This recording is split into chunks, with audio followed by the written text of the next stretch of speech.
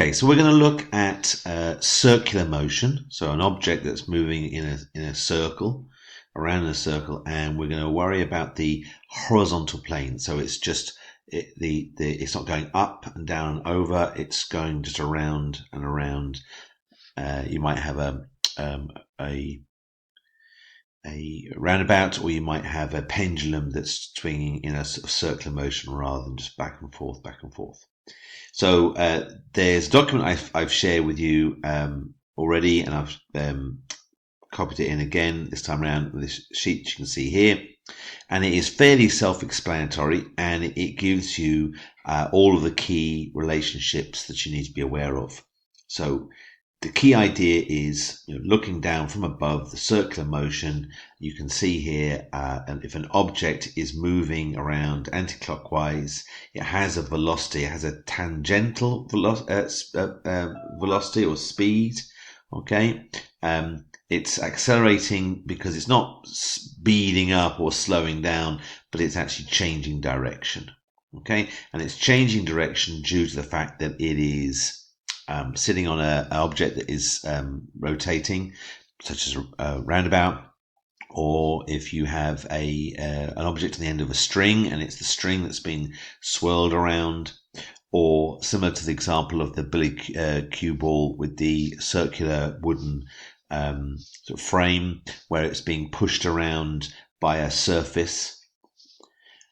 And we describe that velocity not only just in terms of its tangential speed, okay, or its linear speed, but also by a angular velocity. So the angular velocity is simply you should see it as how much of a turn has occurred in a certain amount of time.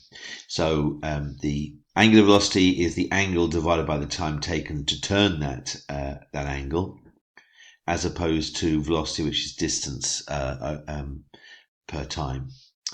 And when you take those two, appreciate those two different ways of describing the movement, there is a relationship that occurs, which is the velocity is equal to the radius of that circular motion multiplied by the angular velocity. So V equals R omega. So it looks like a W, we say omega. So V equals R omega. So that's a key relationship to be aware of. And there's a proof below there for you to look at.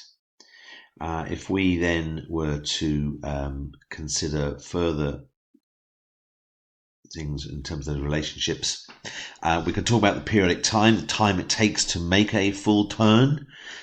And we can call it T. Now, we have to be slightly careful here because T also can be referred to tension. And obviously, if you've got something on the end of a string being swung around, then there's a tension on the string. So we have to think about that. And if we think of Dad-Lee triangle's relationship of distance, speed, and time, we can appreciate that time taken is distance divided by speed. And you can see that here we have the distance of a full turn, 2 pi r, divided by the velocity.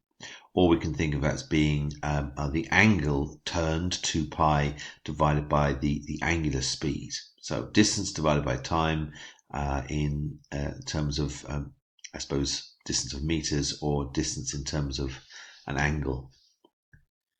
And just be aware that those relationships can be switched around. So for the sake of argument, we could have these formulas rearranged. So V could be the subject. V equals 2 pi r over the periodic time, or omega is equal to 2 pi over the periodic time. So be aware of that. Then if we then start using those ideas to look at acceleration and forces that occur. So the acceleration is occurring to make it turn effectively. And the acceleration is velocity squared over r, where r is the radius of the circular turn, or a is equal to r multiplied by omega squared. And then the centripetal force that occurs to actually create that acceleration is just using F equals ma. We get that force the centripetal force is equal to mv squared over r, or we could write it as mr omega squared. And to be honest with you, which one you use rather depends upon what information you have. Okay, if you have sort of velocity and radius, then you'd be maybe using one formula. If you've got omega, you'd be using the other. So it's a case of just appreciating those formulas. Now, just whilst we're talking about formulas, just to say we have in the formula book, we have those relationships shown. You can see here you've got the two different accelerations, you've got the two different centripetal forces. You've got V equals R mu, omega, and obviously you can change that to omega equals to V over R. So what you don't have there is the formulas for periodic time, so you'd have to remember those. So I'm referring to let's get this back to, hang on. So these two formulas for periodic time, they're something you just have to remember. As I said to you, it's basically just density triangle. Time is distance divided by speed. So 2 pi r full turn, circumference divided by the velocity, or 2 pi as in terms of the full angle of a turn in radians divided by the angular speed. So let's just get on with some questions. Really, to be honest, the proofs are there on the sheet and in the textbook. We really need to just get on with actually using them.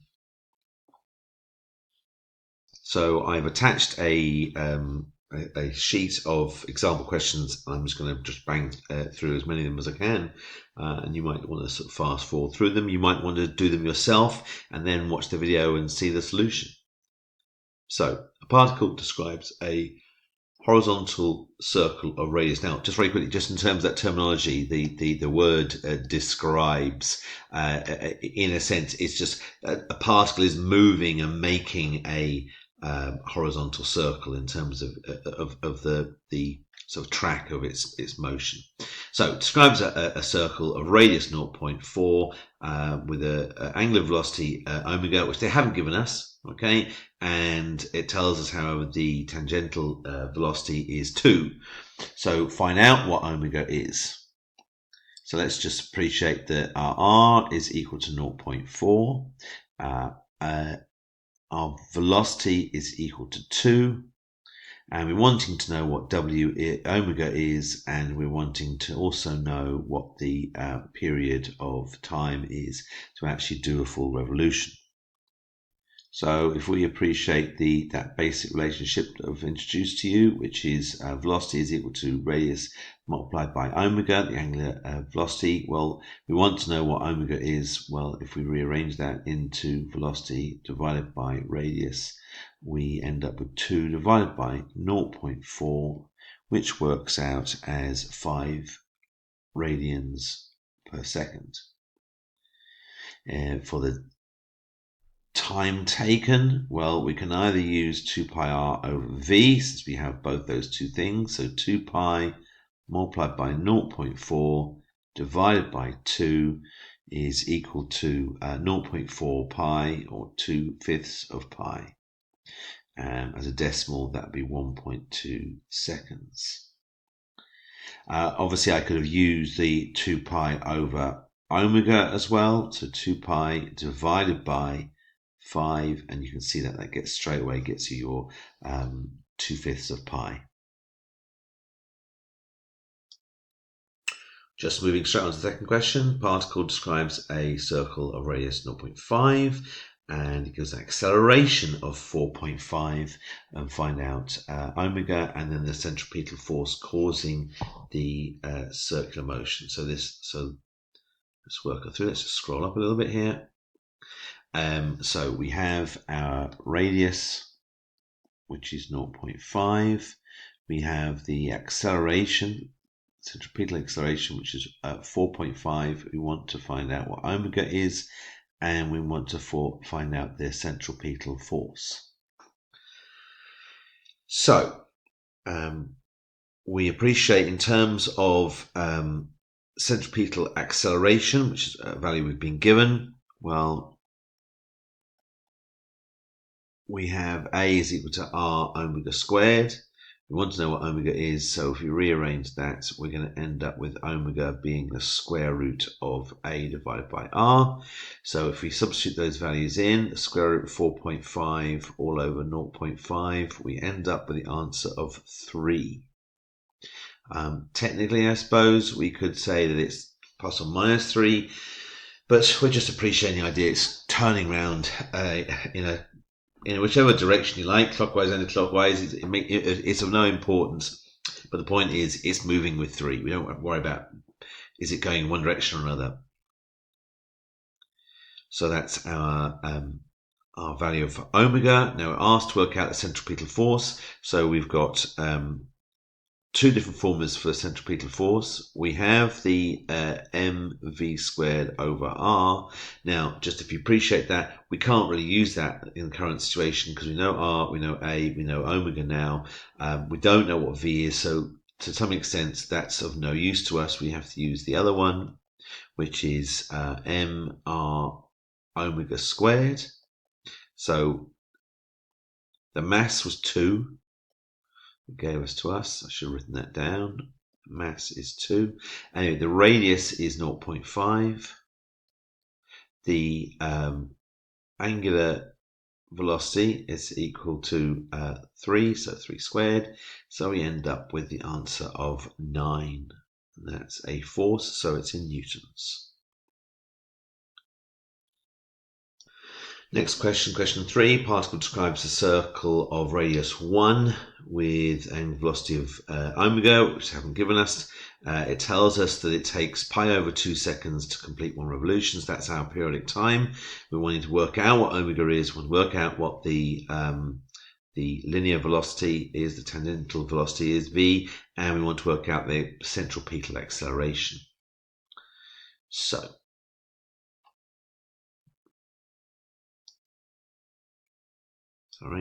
Right, so let's just write down a few bits of information. So we know that the radius is 1, and we know that the time taken is pi over 2.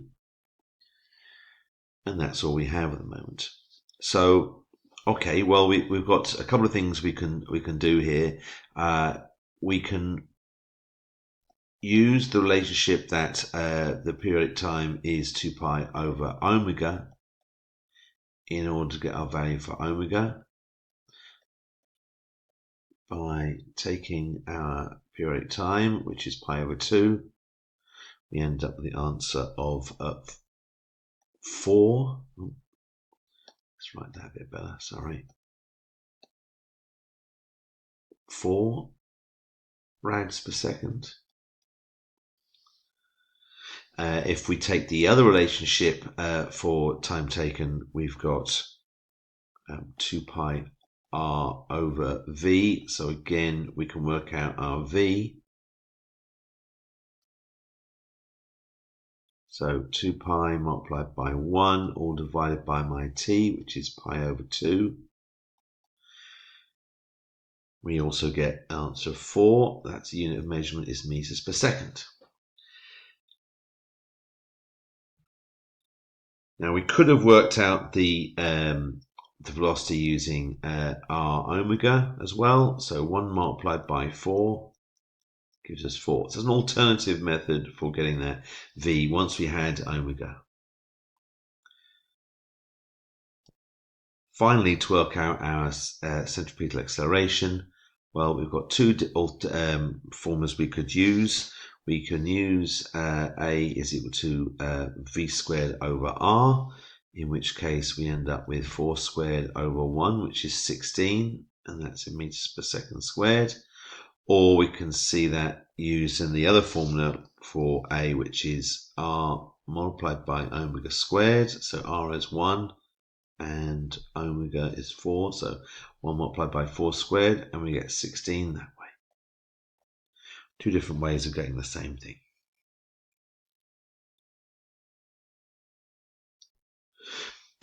We can move on to 4 and 5. Now, to be honest with you, I think that it's a similar process, so I'm not going to do 4 and 5. You can do it yourself, and what I'll do is I'll upload this file as a document, and I'll write out 4 and 5 underneath here, and you can check your solutions afterwards.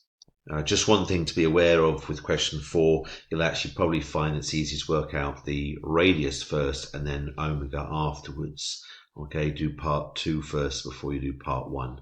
Okay, it's just a suggestion there. There's also question 6 to have a go at.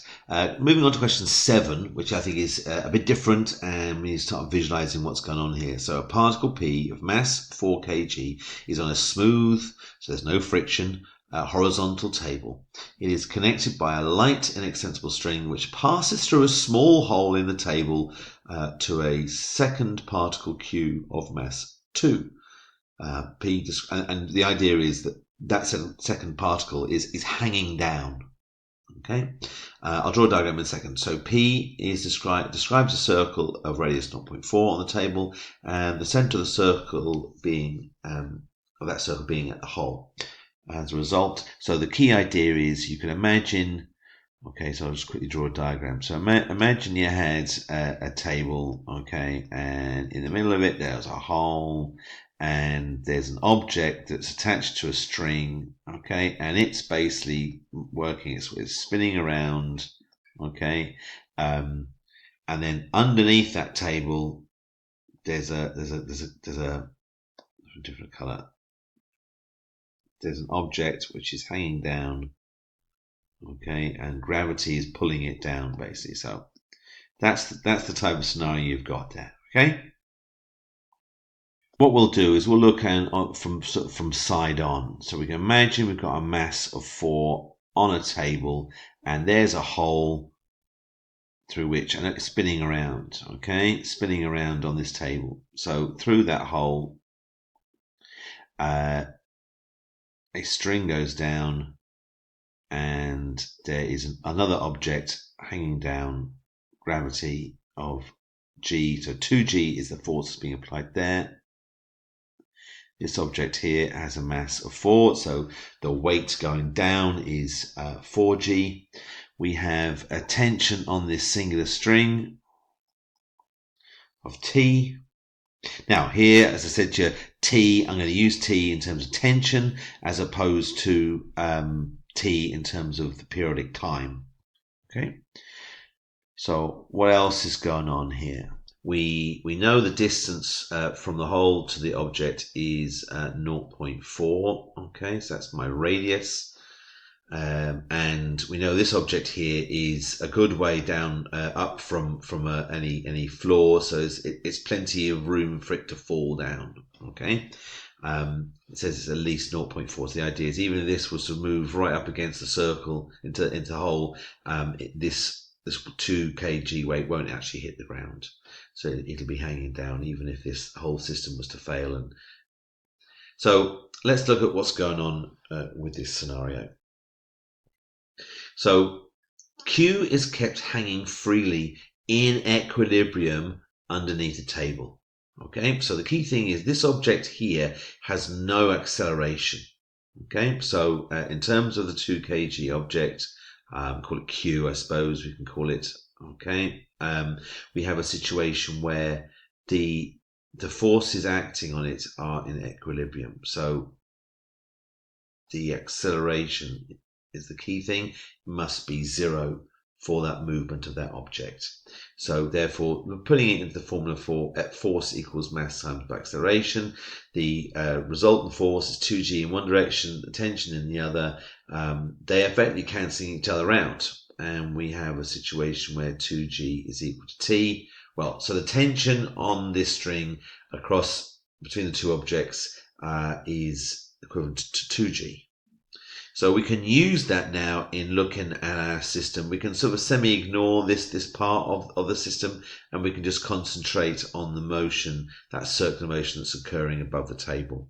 Because we now know that the tension on the string, which is what provides the centripetal force, okay, that causes the object to go round and round in a circle, okay, that tension is the centripetal force, so I can use the expression 2g to describe the centripetal force. So let's look at P now.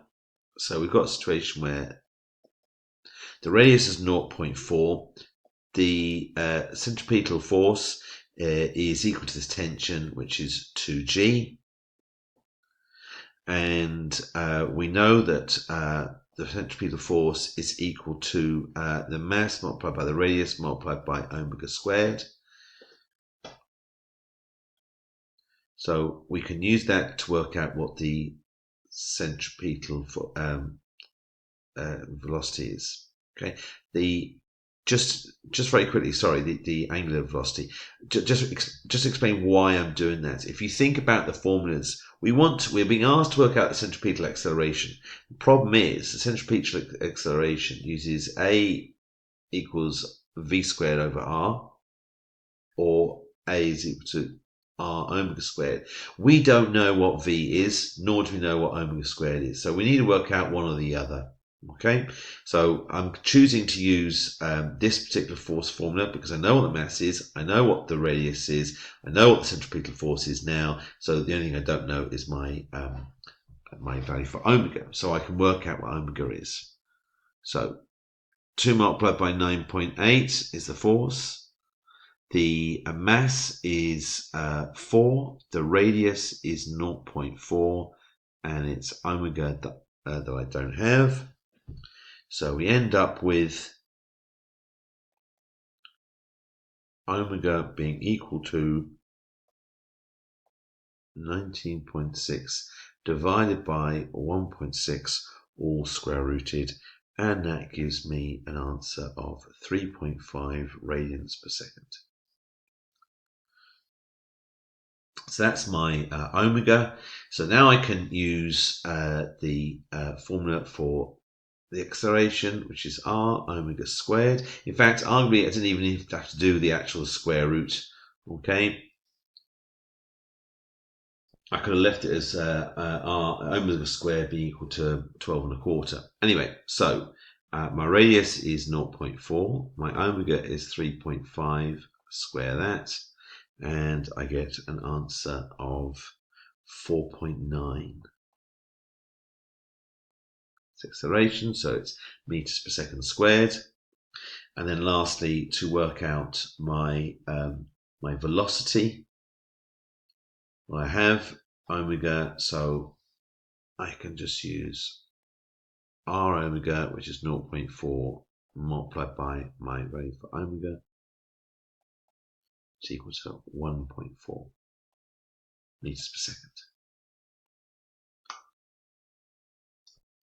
So with all these examples, I hope you can see that to some extent, it's just that usual process of identify the values you've been given, set yourself up with a diagram to show the forces occurring, identify the formulas that can allow you to work out the values you're being asked to work out. Okay, and obviously there's a whole set of formulas. There's the set of formulas for the tangential speed, v equals r omega. There's the periodic time formulas, there's the centripetal acceleration formulas, and there's the centripetal force formulas. That sheet that I share with you, the one-page sheet, is a really useful sort of, I suppose, tool for you to be able to identify very quickly which formula would be useful to you. So if you're able to print that sheet off, it would be a very useful one to have to hand as you're working through some of these questions. So with these questions in mind, you should be able to now begin a few questions from exercise 7b. So questions 1, 2 and 9. So question 1, 2 and 9 from exercise 7b will be a good starting point for you.